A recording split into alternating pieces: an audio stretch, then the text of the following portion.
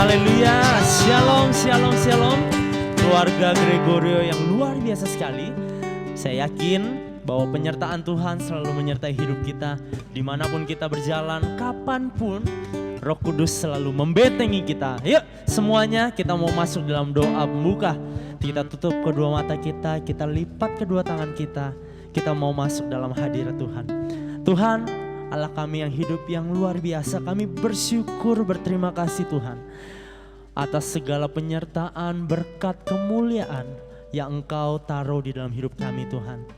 Sehingga pada hari ini kami boleh bersiap menyongsong dan menyambut Tuhan kehadirat-Mu dengan pujian penyembahan kami.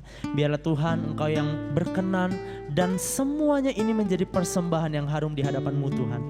Lindungi kami dan pimpin kami Roh Kudus dari awal, pertengahan hingga pada akhirnya. Di dalam nama Yesus Kristus kami telah berdoa, haleluya. Sama-sama kita katakan amin. Yeay, haleluya. Mari kita siapkan hati kita mau bilang, ketika Tuhan sudah membebaskan kita terbebas dari kuasa maut. Ketika Tuhan telah menolong kita diangkat untuk boleh ada di sisinya. Haleluya. Siapkan api kita, siapkan iman kita berkobar di hadapan Tuhan.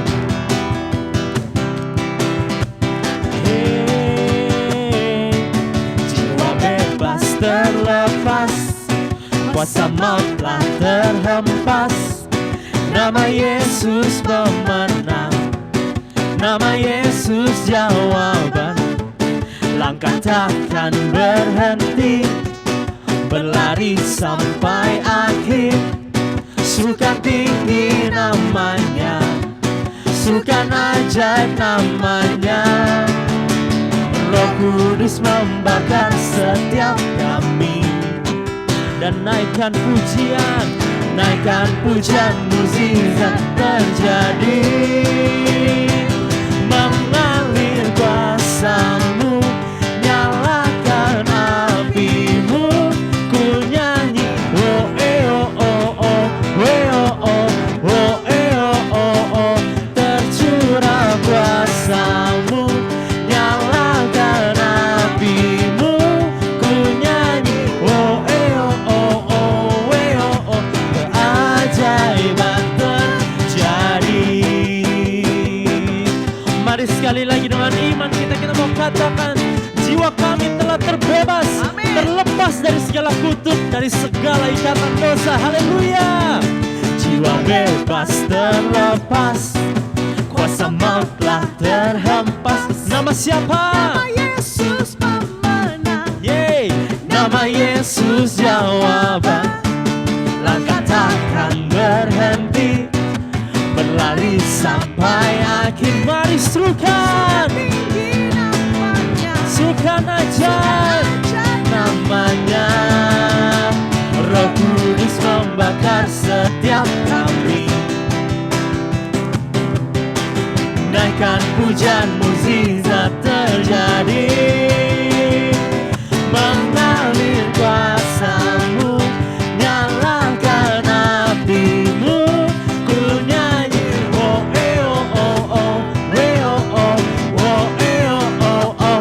Tercurah kuasa-Mu, nyalakan api-Mu. Ku nyanyi, oh oh oh, oh oh. Keajaiban terjadi. Oh, oh. Kami siap Tuhan, bakar hati kami Yesus. Haleluya, haleluya. Amin. Yes. kuasa-Mu begitu nyata mengalir Tuhan. Kami percaya Roh Kudus telah Engkau sediakan sebagai penghibur bagi setiap kami Tuhan. Dan kami tahu Tuhan, apapun masalah kami saat ini, kami tahu sebab kami memiliki Engkau. Dan bagi Tuhan tidak ada yang mustahil. Kami mau beriman Tuhan, kami mau nyatakan bagi Tuhan tidak ada yang mustahil. Haleluya.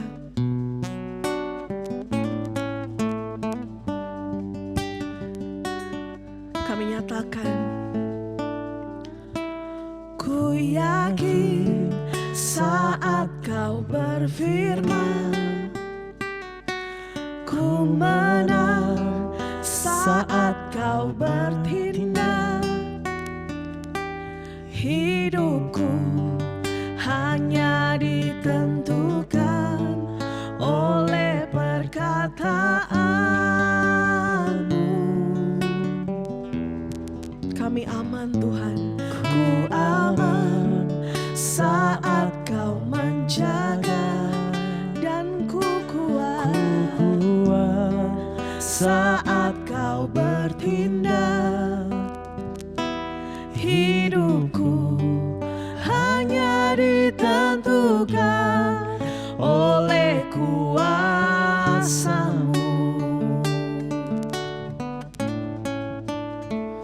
Bagi Tuhan tak ada yang mustahil. Bagi Tuhan tak ada yang tak mungkin. Mukjizatnya disediakan bagiku. Ku diangkat dan dipulihkannya. Saya mengajak setiap jemaat yang mengikuti ibadah online ini, mari katakan dengan iman, saat kau bertindak Tuhan, kami yakin dan kami menang. Saat Engkau yang bertindak, hanya Engkau saja Tuhan. Hidupku hanya ditentukan oleh perkataan-Mu. Ku aman saat kau menjaga, ku kuat saat kau bertindak. Hidupku hanya ditentukan oleh kuasa-Mu. Bagi Tuhan, bagi Tuhan tak ada yang mustahil. Bagi Tuhan tak ada yang tak mungkin. Mukjizatnya disediakan bagiku.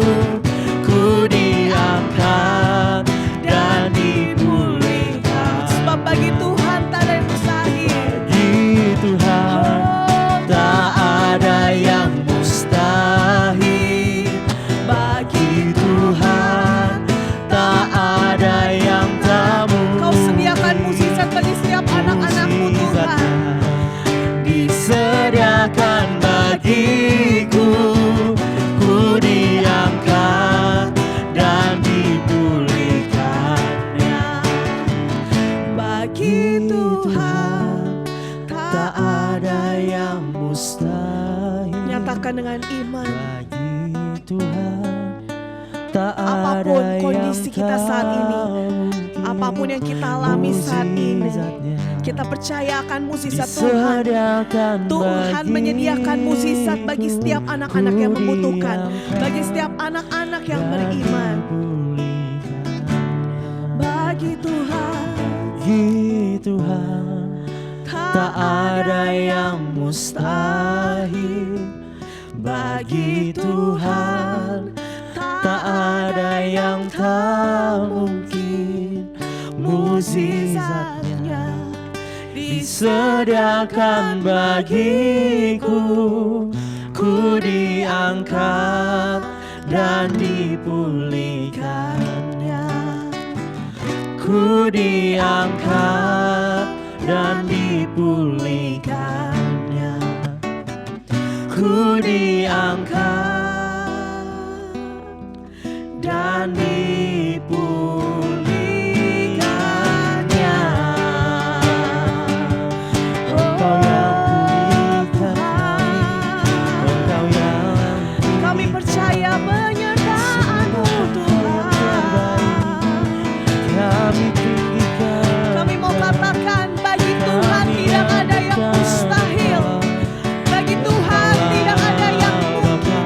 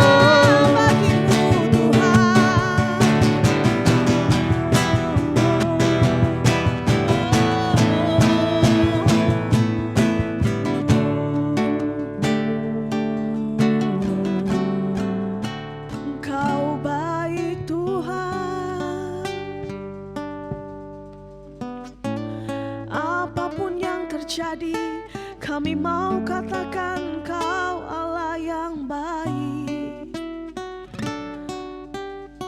Sebab Kau memegang tangan kami, dan kami percaya Tuhan.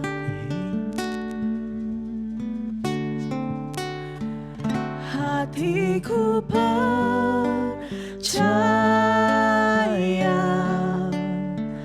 hatiku percaya,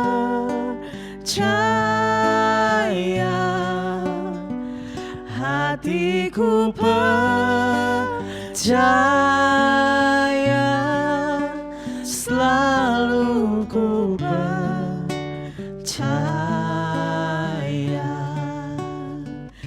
Hatiku percaya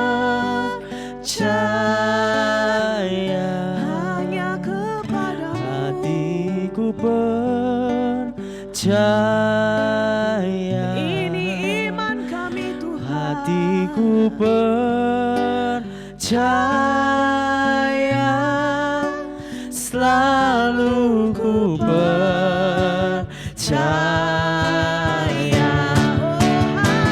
Hatiku percaya Hanya kepadamu Tuhan. Hatiku percaya,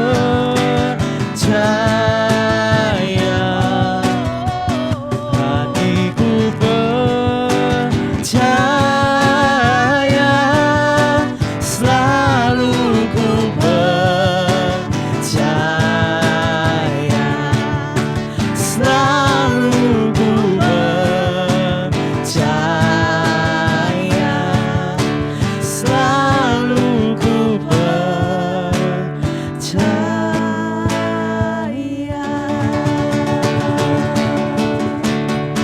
Apapun yang kami alami saat ini Tuhan, kami tahu ini semua adalah rancangan yang terbaik bagi dari Tuhan. Engkau Tuhan. Terima kasih banyak Tuhan, kami mau selalu percaya, kami mau selalu beriman hanya kepadamu Tuhan. Sebab bagi Tuhan tidak ada yang mustahil, bagi Tuhan tidak ada yang tidak mungkin. Terima kasih banyak Tuhan, kami saat ini siap untuk mendengarkan kebenaran firman-Mu. Hanya di dalam nama Tuhan Yesus kami berdoa, haleluya. Amin. Amin, haleluya. Shalom. Selamat pagi Bapak, Ibu, saudara-saudari di dalam Tuhan Yesus Kristus. Kita tetap kuat, tetap sehat, tetap semangat karena semua adalah anugerah Tuhan semata. Mari kita masuk dalam doa. Bapa yang penuh kasih, Bapa yang luar biasa, Bapa yang mulia, kami ada hari ini semua Engkau bersama kami. Sebentar kami akan mendengar sabda-Mu, Kau berbicara kepada kami Tuhan. Berikan kami semangat, berikan kami sabar, berikan kami bisa mengetahui apa maksud tujuan firman-Mu hari ini. Di dalam nama Tuhan Yesus, haleluya, amin. Oke Bapak Ibu, saudara-saudari dalam Tuhan Yesus Kristus. Tema hari ini, bagaimana mempertahankan iman yang kokoh. Bagaimana mempertahankan iman yang kokoh. Suatu kali saya bertanya kepada seorang remaja yang penjudi. Saya katakan, mengapa kamu berbuat tindakan yang amat tidak dipuji dan merugikan ini? Apakah kamu tidak ingat masa depanmu? Dengan enteng remaja itu menjawab, saya bisa seperti ini karena pengaruh lingkungan. Setiap hari bertemu teman-teman yang penjudi, maka saya juga ikutan agar dapat diterima oleh mereka. Jawaban semacam ini paling aman untuk membenarkan diri. Bukankah hampir setiap orang menyalahkan lingkungan ketika terjadi sesuatu yang kurang baik di dalam dirinya? Seperti suami menyalahkan istri, istri menyalahkan suami, orang tua menyalahkan anak, sebaliknya anak menyalahkan orang tua. Sesungguhnya pengaruh lingkungan dalam kehidupan anak-anak Tuhan tidaklah menentukan. Atau katakanlah tidak terlalu besar pengaruhnya. Lingkungan di sekitar kita boleh berantakan, tetapi bagi anak-anak Tuhan kondisi demikian tidak boleh mempengaruhi imannya. Kurang bijaksana jika seseorang berkata, hidup saya ini kurang benar karena pengaruh lingkungan. Saya kan tinggal di tengah-tengah lingkungan yang sangat jelek. Benarkah? Ataukah ini hanya tindakan yang berusaha membenarkan diri? Agar tidak terbuai dengan alasan serupa, saat ini mari kita kembali memikirkan kebenaran firman Tuhan yang merupakan standar tertinggi dalam kehidupan iman Kristiani. Marilah memperhatikan seorang tokoh perjanjian lama sama sekali tidak terpengaruhi dengan lingkungan dan sekitarnya. Dia tetap teguh dalam iman sekalipun diterpa zaman yang demikian hebat. Dia adalah Nuh. Memulai renungan ini satu pertanyaan yang layak diperhatikan ada bagaimana Nuh dapat mempertahankan iman di tengah orang merendahkan dan menghina Tuhan. Untuk menemukan rahasia yang besar ini, marilah membaca firman Tuhan tertulis di dalam kitab Kejadian pasal 6 mulai ayat 9 sampai 22. Inilah riwayat Nuh.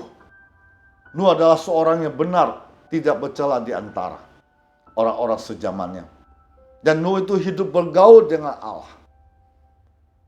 Nuh memperanakan 3 orang laki-laki, Sem, Ham, dan Yafet. Adapun bumi itu telah rusak di hadapan Allah dan penuh dengan kekerasan. Allah menilik bumi itu dan sesungguhnya rusak benar. Sebab semua manusia menjalankan hidup rusak di bumi. Berfirmanlah Allah kepada Nuh, aku telah memutuskan untuk mengakhiri hidup segala makhluk. Sebab bumi telah penuh dengan kekerasan oleh mereka. Jadi aku akan memusnahkan mereka bersama-sama dengan bumi. Buatlah bagimu sebuah batra dari kayu gofir. Batra itu harus kau buat berpetak-petak. Dan harus kamu tutup dengan pakai dari luar dan dalam. Beginilah engkau harus membuat baterai itu. 300 hasta panjangnya, 50 hasta lebarnya, 30 hasta tingginya. Buatlah atap pada baterai itu dan selesaikanlah baterai itu sampai sehasta dari atas. Dan pasanglah pintunya pada lambungnya. Buatlah baterai itu bertingkat bawah, tengah, dan atas. Sebab sesungguhnya aku akan mendatangkan air bah meliputi bumi untuk memusnahkan segala yang hidup yang bernyawa di kolom langit. Segala yang ada di bumi akan mati binasa. Tetapi dengan engkau aku akan mengadakan perjanjianku dan engkau akan masuk ke dalam bahtera itu. Engkau bersama-sama dengan anak-anakmu dan istrimu dan istri anak-anakmu. Dan dari segala yang hidup, segala makhluk dan semuanya harus engkau bawa satu pasang ke dalam bahtera itu. Supaya terpelihara hidupnya bersama-sama dengan engkau. Jantan dan betina harus kau bawa. Dari segala jenis burung, dari segala jenis hewan, dari segala jenis binatang melata di muka bumi. Dan semuanya itu harus datang satu pasang kepadamu supaya terpelihara hidupnya. Dan engkau bawalah bagimu segala apa yang dapat dimakan. Kumpulkanlah itu padamu untuk menjadi makanan bagimu dan bagi mereka. Lalu Nuh melakukan semua itu tepat seperti diperintahkan Allah kepadanya. Demikian dilakukannya. Bapak, Ibu, saudara-saudari dalam Tuhan Yesus Kristus. Dari ayat tersebut kita belajar beberapa hal penting menyebabkan Nuh dapat berdiri kokoh. Pertama, Nuh ada komitmen pribadi. Dalam situasi zaman seperti ini, Nuh berkumul untuk mempertahankan imannya.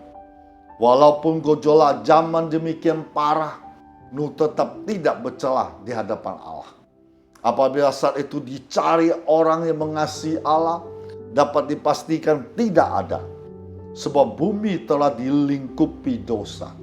Hanya Nuh seorang yang setia kepada Allah, membuat komitmen di tengah gejolak zaman yang tidak menentu.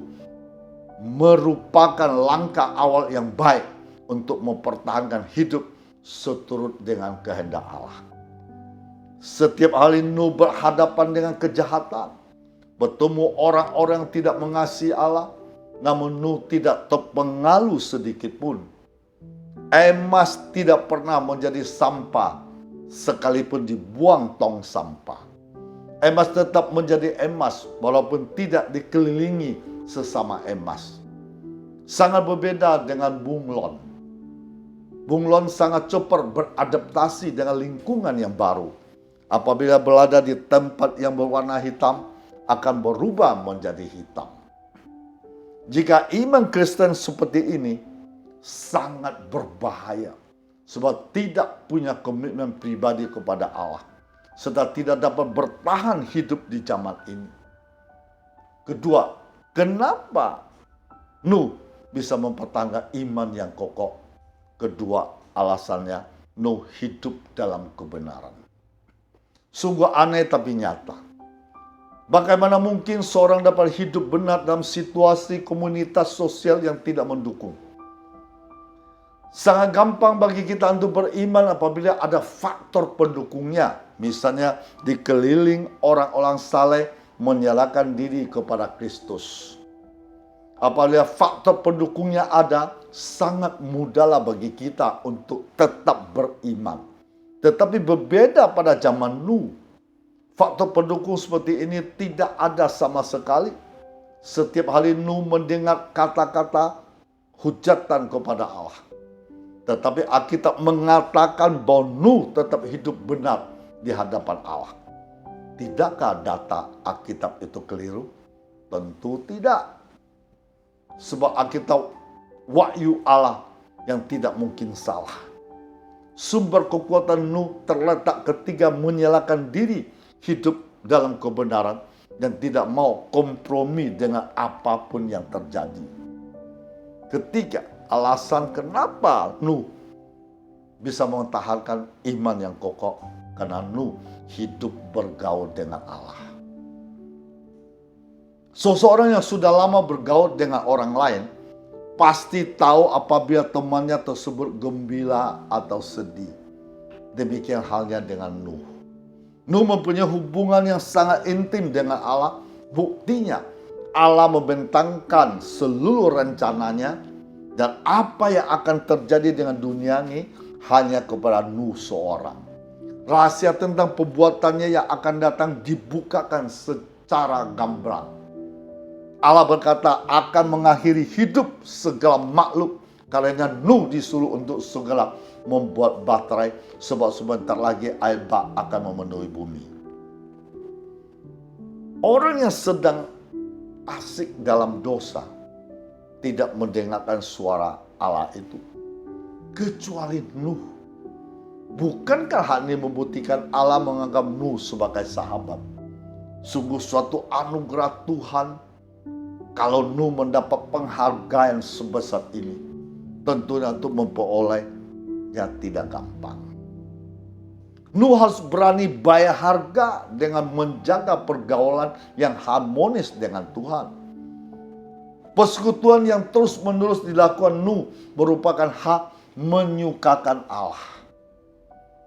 Bagaimana dengan kita pada abad ini? Adakah kita menyadari bahwa zaman kita sekarang hampir mirip dengan zaman Nuh?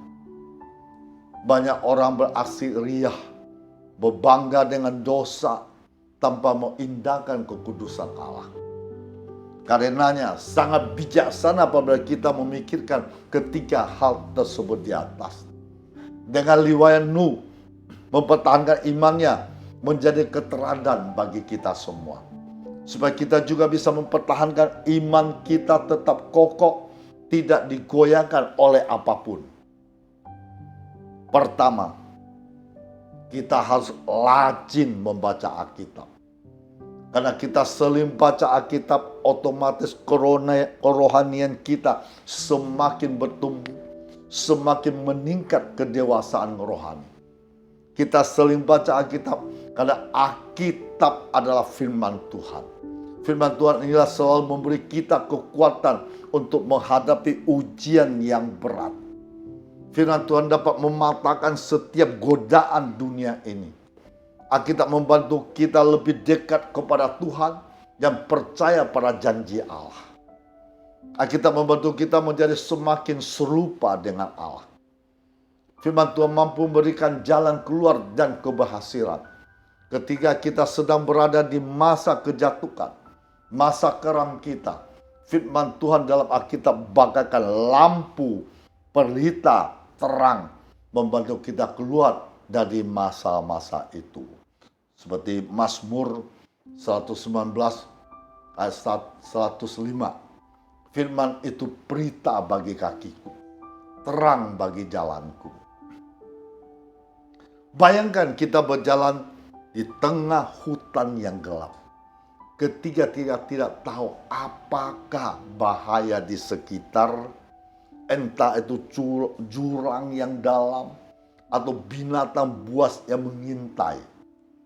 Tanpa cahaya, kita tak dapat melihat rintangan atau harangan yang bisa membuat kita tersandung, terluka, bahkan mengancam nyawa kita. Sebaliknya, cahaya membantu kita menempuh jalan yang benar, supaya kita tidak tersesat atau celaka. Hal ini saya sadari melalui sebuah kejadian tim misi kami masuk pendalaman yang dalam di dusun-dusun Kalimantan Barat tahun 2008. Suatu kali kami mengajak firman Tuhan kepada seorang teman rumahnya jauh dari jalan raya. Ia tinggal di daerah pendalaman, jalan setapaknya diapi sawah dan ladang. Di sana pada pukul 8 malam sudah tidak ada kendaraan lalu lalang. Malam itu kami pulang pukul 9 malam. Hujan turun deras. Sekeliling kami begitu gelap. Tidak ada penerang dari lampu rumah-rumah penduduk dan tiang listrik. Saya beserta tim misi menjadi berjalan dalam kegelapan. Melihat ada beberapa orang sudah mulai ketakutan, mulai cemas. Saya coba menghibur mereka. Jangan lihat jalannya yang gelap, tapi lihatlah ke atas. Di langit ada ribuan bintang yang indah memberi kita cahaya. Seketika cahaya bintang-bintang angkasa melenyapkan ketakutan, kekhawatiran mereka.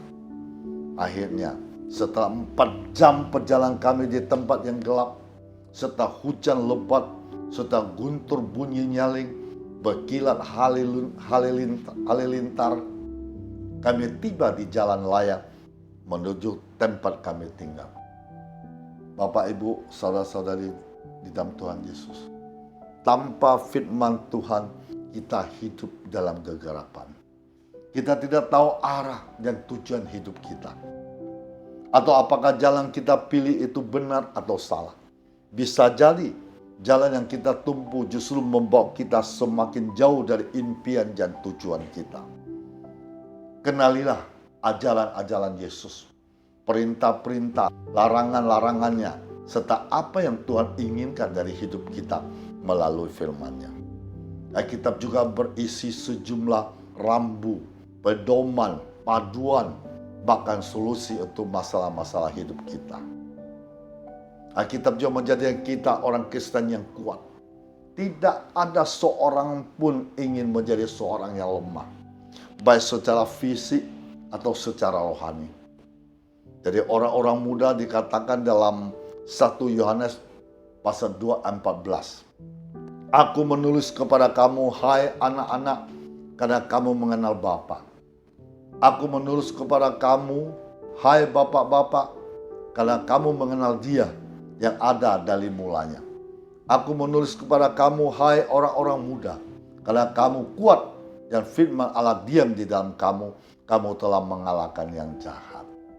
Dan bukan lagi anak-anak, Tetapi mereka kuat sebab firman Tuhan diam di dalam mereka.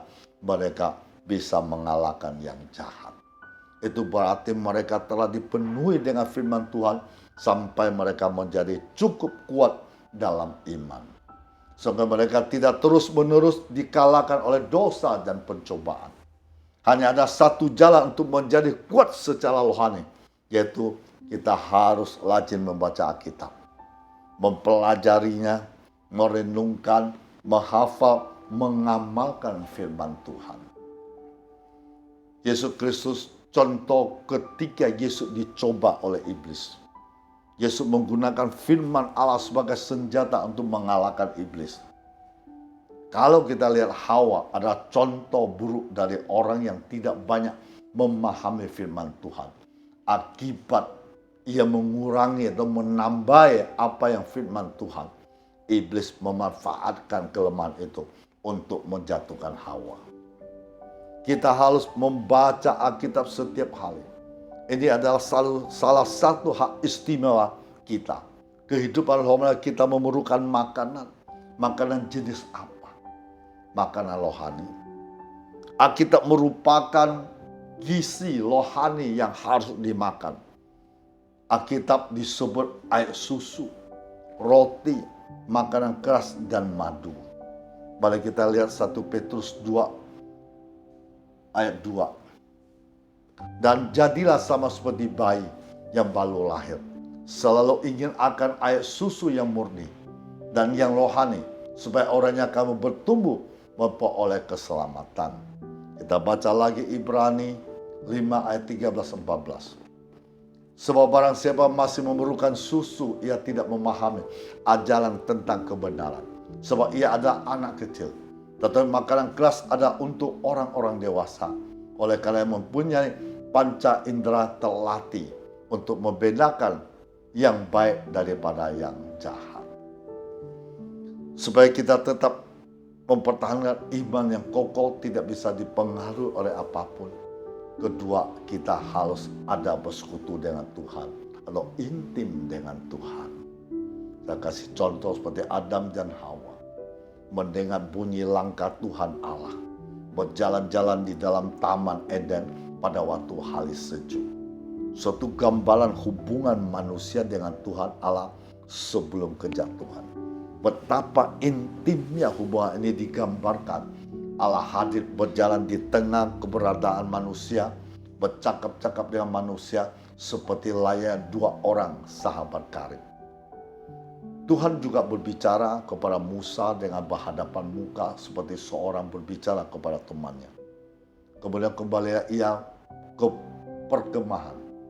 Tetapi abdinya Yosua bin Nun, seorang yang masih muda, tidaklah meninggalkan kemah itu.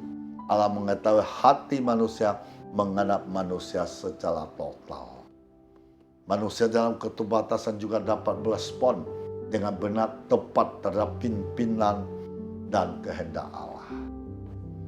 Jadi Bapak Ibu, saudara saya kasih Tuhan, persekutuan yang indah ini kemudian dinyatakan dalam persekutuan Kristus dan jemaat.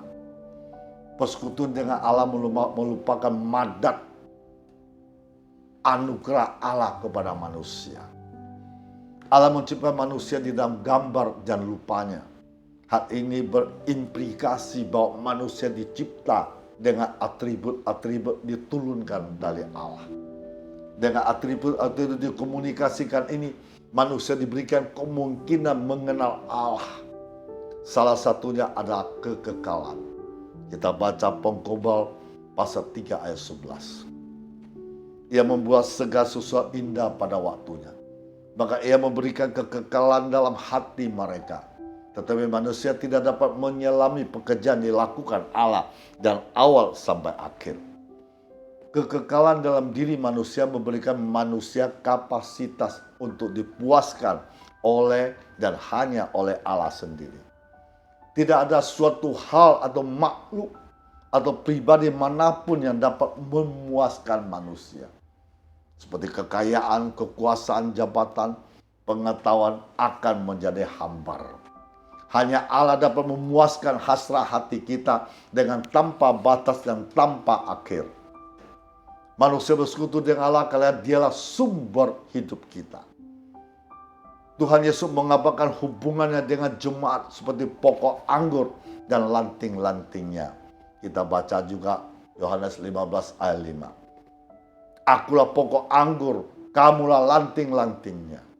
Barang siapa tinggal di dalam aku dan aku di dalam dia, ia berbuah banyak. Sebab di luar aku, kamu tidak dapat berbuat apa-apa. Lanting-lanting harus tetap tinggal di dalam pokoknya. Kalau mau hidup, bertumbuh dan berbuah.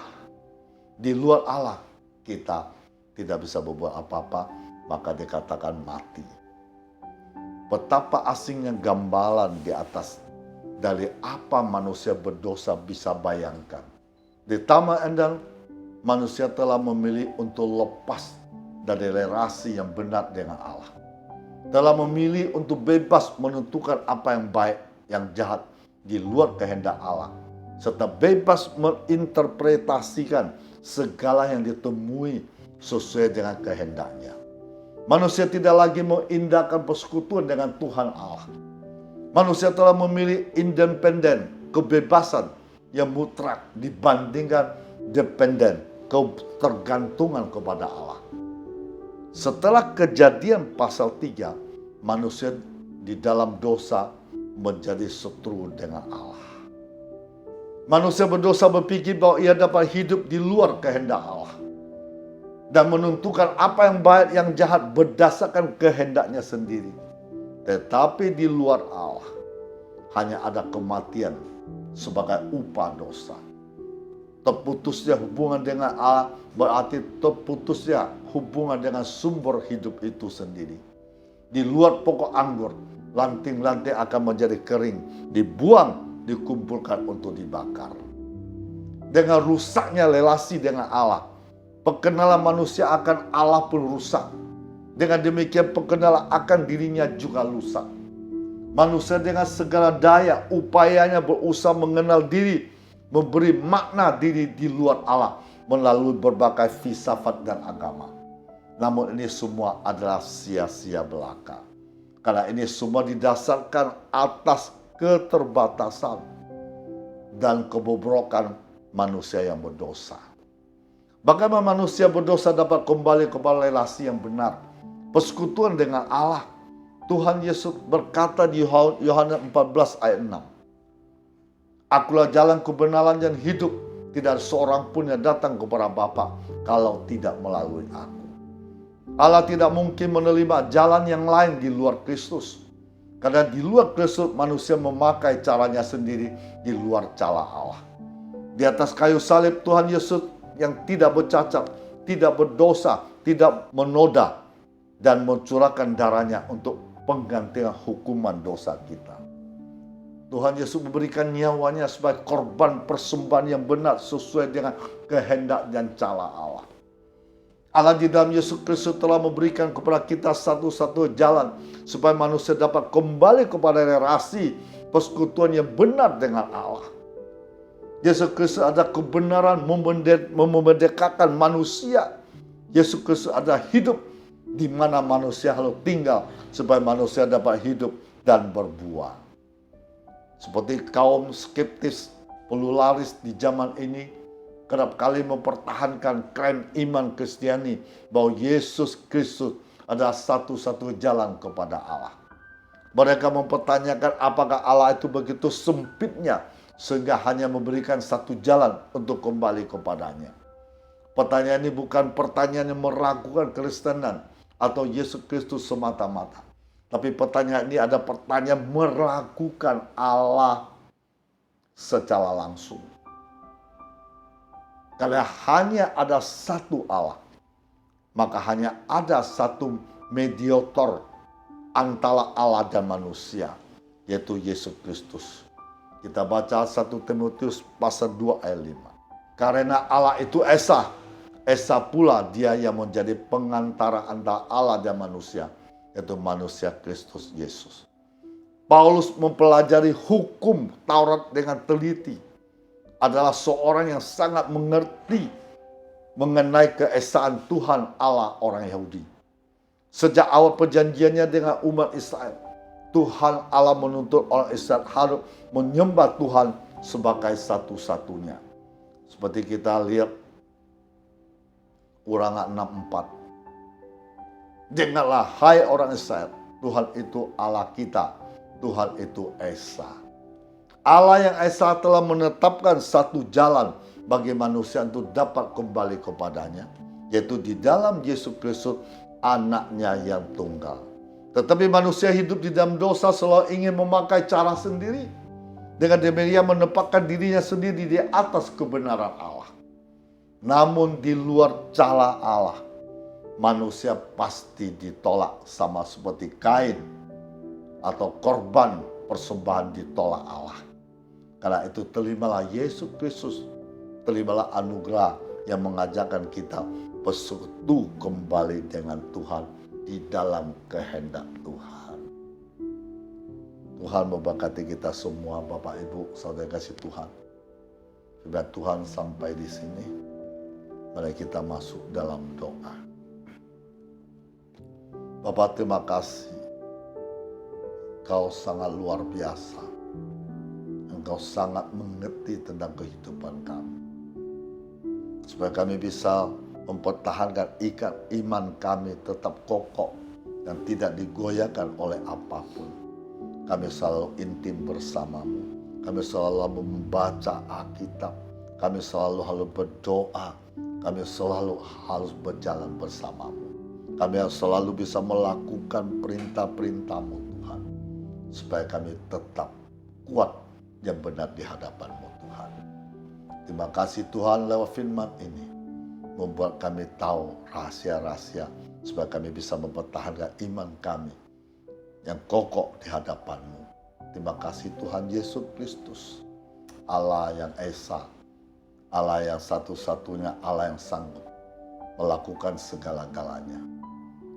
Allah yang sang pencipta. Terima kasih Tuhan Yesus Kristus. Ya Bapa di surga, saat Engkau melihat anak-anak-Mu yang banyak ikut dalam live stream ini. Tuhan urutkan tangan-Mu yang penuh kuasa, tangan-Mu yang ajaib, tangan-Mu yang punya pengharapan. Setiap orang bersandar kepadamu, mengandalkan kepadamu, biar dia akan mengalami mujizat-mujizat terjadi pada hari ini. Masalah apapun, persoalan apapun, sakit penyakit apapun, Tuhan sanggup melakukan semua itu. Membuka jalan bagi mereka, menyembuhkan sakit penyakit mereka, memberkati usaha pekerjaan mereka. Dan apapun mereka kerjakan akan berhasil. Setiap kelinduan, rencana apapun akan tercapai. Karena Tuhan, Allah kami sembah, Tuhan yang hidup, Tuhan sanggup turut bekerja, mendatangkan kebaikan bagi setiap orang yang percaya. Di dalam nama Tuhan Yesus Kristus. Haleluya. Amin. Oke Bapak Ibu, saudara-saudari dalam Tuhan. Mari kita angkat tangan kita ke atas, arahkan ke atas. Kita terima berkat Tuhan dari surgawi. Terimalah damai sejahtera Allah Bapa kita di surga. Cinta kasih Tuhan Yesus tidak pernah berkesudahan. Persekutuan dengan Roh Kudus saat ini sampai Maranatha. Di dalam nama Tuhan Yesus Kristus. Yang percaya katakan amin.